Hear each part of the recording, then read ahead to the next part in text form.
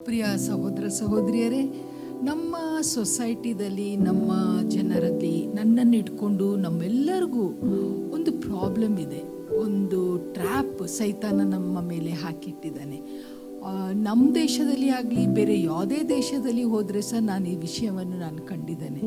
ಅದೇನೆಂದರೆ ಮನುಷ್ಯರ ಭಯ ನಮಗೆ ಒಂಥರ ಎಷ್ಟು ಅದು ದೊರೆತನ ಮಾಡ್ತದೆ ಅಂದರೆ, ನಾವು ಏನೇ ಮಾಡಿದರೂ ನಮ್ಮ ಜೀವನದಲ್ಲಿ ನಾವೆಷ್ಟೇ ಸಂಗತಿಗಳು ನಾವು ತೀರ್ಮಾನ ತಗೊಳ್ತೇವೆ, ನಾವು ಕೆಲವು ಸಂಗತಿಗಳು ಮಾಡೋ ಯೋಚನೆ ಮಾಡ್ತೇವೆ.